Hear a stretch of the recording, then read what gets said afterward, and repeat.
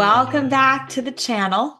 I'm Joanna Kleinman, psychotherapist and founder of Mastering Your Mind Coaching and Consulting Company.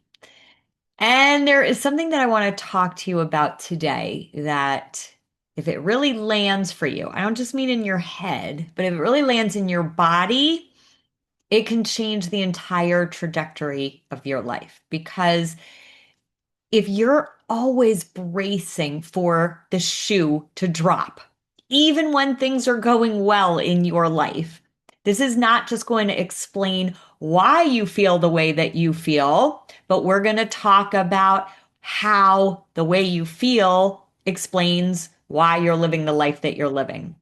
And once you see it, you can't unsee it. So the bottom line is that your personality is actually not who you really are. Now, you might be thinking, but there are parts of my personality that I love. Of course there are. Those are the parts that helped you succeed and helped you connect and helped you to build the life that you have. And those are great parts of your personality.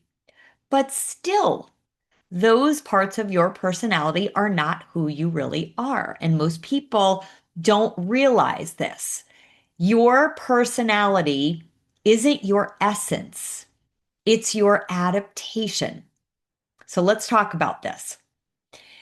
Your preferences, the way that you love, the way that you worry, the way that you hesitate, your patterns of the way that you see life and you see yourself and you see other people, the way you brace for something bad, even when things are going well, all of it formed around one thing, and that is protection against your deepest fear. Now, this did not happen consciously. This did not happen intentionally, but it did happen brilliantly. Because this is how your brain is hardwired.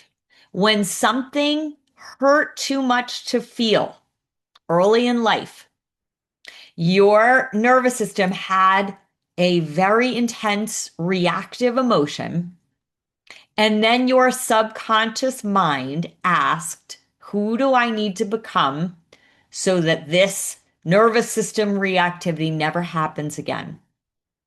And that is exactly what started to create your personality.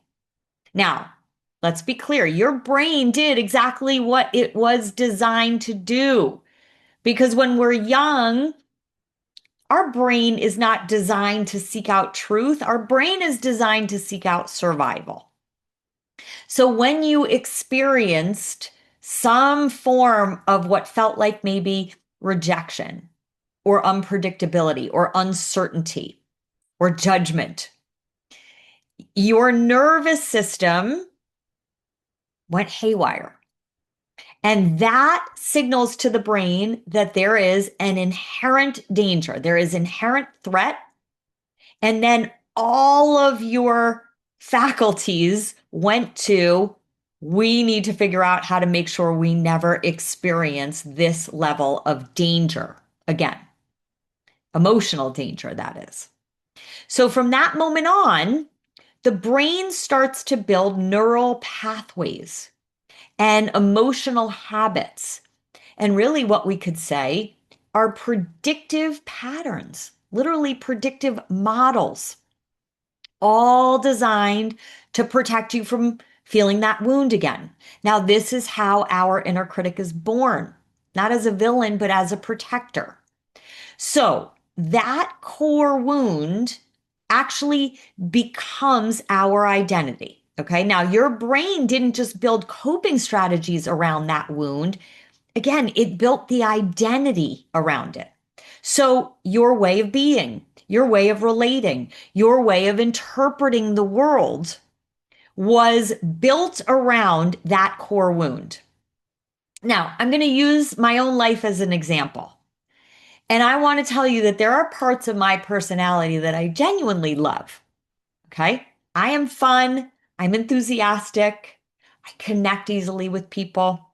Those qualities are parts of my personality that I love. But they did come from a core wound.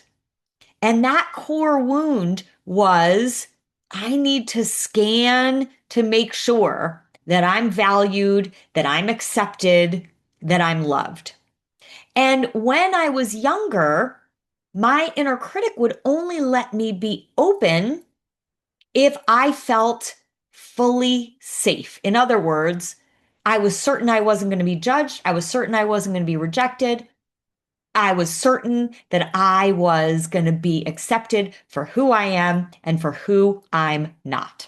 So, at the beginning of connecting with someone, I was bracing myself. Now, that is very different from who I am now. That is very different from being free. That is very different from being open hearted. So, my core wound, again, I didn't know any of this as a child, but looking back, my core wound was life could suddenly change, people could suddenly leave, everything is going well right now, but the shoe could drop without warning. So my inner critic became a master rehearser.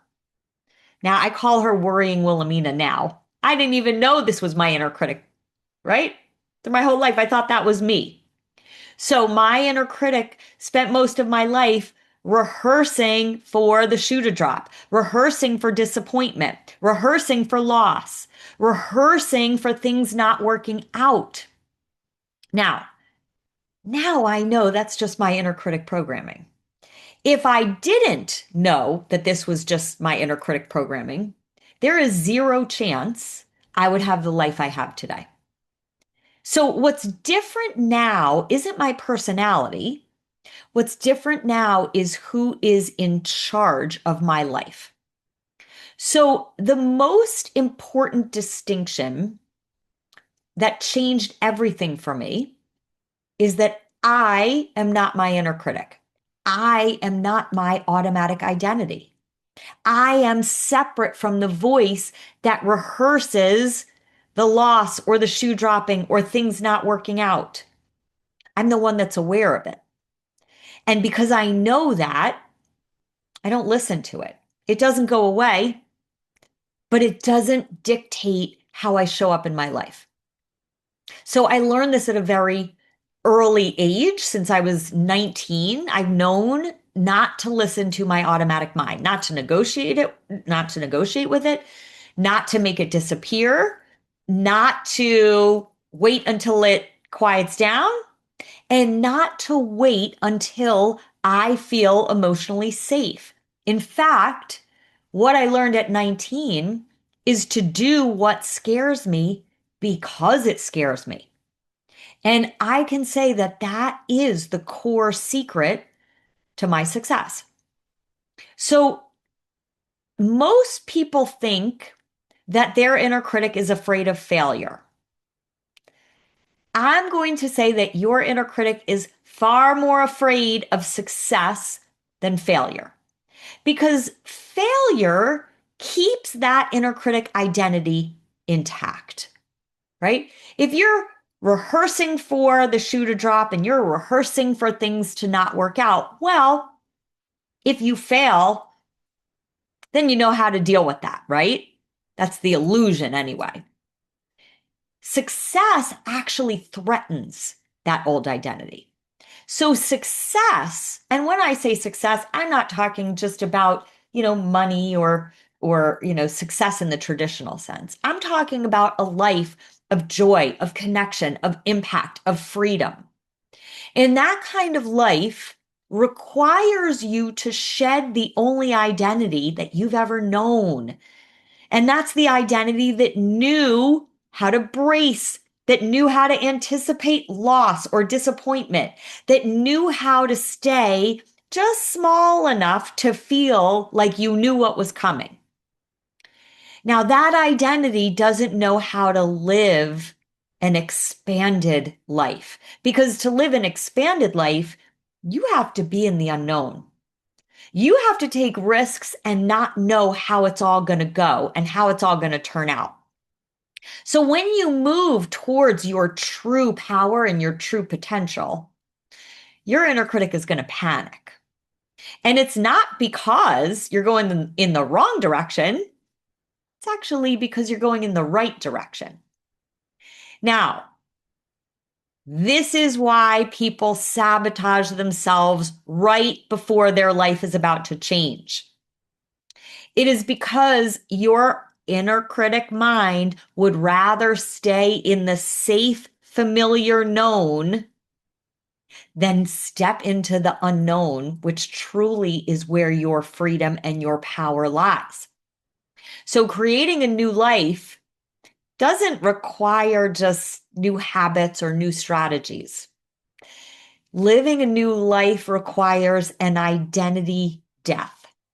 You cannot design a new life from the same identity that got you to where you are, even if that identity got you certain levels of success, which I'm sure that it has.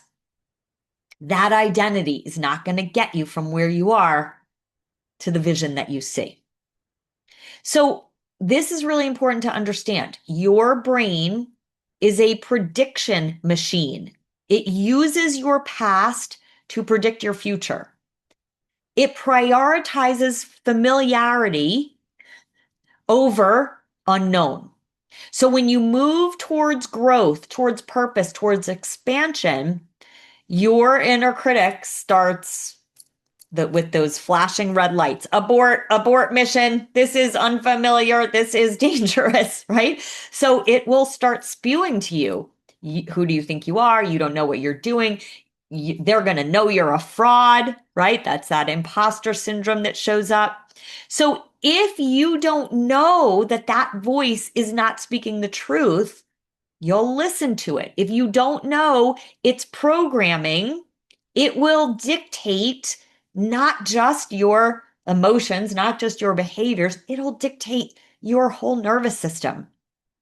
If you know it's programming, you can move towards that life anyway. It doesn't mean you're not going to have that nervous system reactivity. You probably will, but that doesn't mean that you can't take action towards the vision that you're designing. So here's the question I want to leave you with today. What if the fear that's been stopping you is the very thing that proves to you that you are on the right path? What if the voice saying, don't do it, is not intuition? What if it's old wiring? And what if your job isn't to silence it or make it go away or stop having those automatic thoughts? What if your one and only job is to separate yourself from that voice of that old identity? So you may have an identity that your inner critic built to keep you safe, but you were never meant to live inside of this identity for your whole life. That identity has gotten you this far, and you can celebrate everything that it has given you so far. But your freedom right now is not going to come from fixing that old mind. It comes from knowing you are separate from that old, conditioned, automatic mind. And when you know that, when you can take action with the fear, that's how your life will change. That's how your destiny will unfold in an entirely different trajectory. So if you're realizing right now, as you're listening to this, that your inner critic has been running your life and you're ready to stop letting your inner critic decide, you may want to look into my self-guided program called the Confidence Cure. It is the exact process that I've used to unhook myself from my inner critic and build the life I have today. And right now, as I'm recording this, it is December of 2025 through the end of the year. It's $200 off. The whole program is only $97. By the way, the workbook is worth triple that. So this is honestly a steal for the value that you get. So that you'll find the link in the show notes. Use the coupon code ConfidenceCure25, all one word, ConfidenceCure25. And I will see you in the next episode. Thank you for tuning in today.